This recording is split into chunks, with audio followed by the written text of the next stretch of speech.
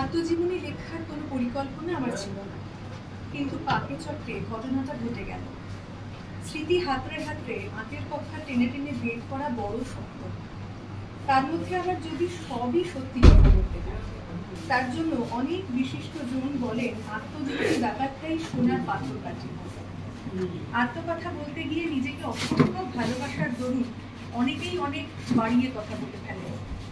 কেউ কেউ আবার সংকোচের জন্য যতটুকু বলা উচিত তার চেয়েও কম বলে। এই কথা যার কলমে উঠে এসেছেন তিনি আমাদের মধ্যে উপস্থিত রয়েছেন, আমাদের সকলের প্রিয় এবং পরিচিত মুখ, এই সময়ের কিংবদন্তি জগন্নাথ বসু। নমস্কার। এবং আমাদের সৌভাগ্যের এবং খুব আনন্দের বিষয় যে এই সময়ের আরো একজন কিংবদন্তি পূর্ণিমালা ম্যাডাম, পূর্ণিমালা বসু আমাদের সঙ্গে রয়েছেন। আজকে সমগ্র অনুষ্ঠানটি যিনি করবেন শ্রীমতী সুমনা ভট্টাচার্য। ওরা আমাদের সঙ্গে আমাদের মধ্যে এসেছেন, তাই আমরা একটু ফুল দিই। সপ্তর্ষির কার্যনির্বাহী প্রকাশক সৌরভ মুখোপাধ্যায় ফুল দেবেন। গতকাল রিড বেঙ্গলি বুক স্টোরে এই অনুষ্ঠানটি ছিল। লেখক এবং পাঠকের এই যে মুখোমুখি সাক্ষাৎ, পরিচয় হওয়া, আড্ডা, গল্প, এ কিন্তু এক দারুণ উদ্যোগ।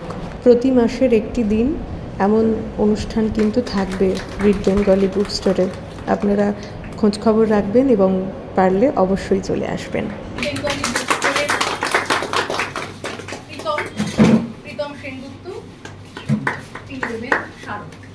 এই অনুষ্ঠানটির একেবারে শুরুয়াতটা আমি করেছিলাম, সেই সুযোগ দেওয়া হয়েছিল আমাকে, তার জন্য সপ্তর্ষি প্রকাশনকে অসংখ্য ধন্যবাদ।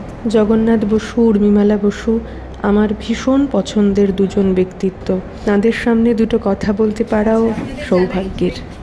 রিড বেঙ্গলি বুক স্টোরের পক্ষ থেকে বই পড়া এবং বইয়ের প্রতি আগ্রহ বাড়ানোর জন্য প্রকাশিত হচ্ছে টুকরো কথা।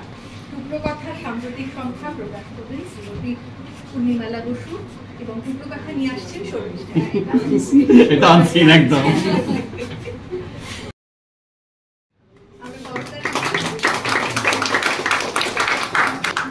এটা যারা বই পড়তে ভালোবাসেন তাদের সকলের জন্য রিড বেঙ্গলি বুক স্টোর প্রতি মাসের 15 তারিখ এটা প্রকাশ করেন। অনুষ্ঠান শেষ করে বেরিয়ে আমরা লেকমলে গেলাম সফটি খেতে। নেওয়া হলো পিওর চকলেট আর ভ্যানিলা মিল্কিবার আইসক্রিম। সামনেই পুজো, তো মানুষজন কেনাকাটা করতে বেরিয়েছে। সে যে কি প্রচন্ড ভিড়, কি বলি। বেশ ভালোই লাগছিল। একটু এদিক ওদিক ঘুরে বাড়ির পথে।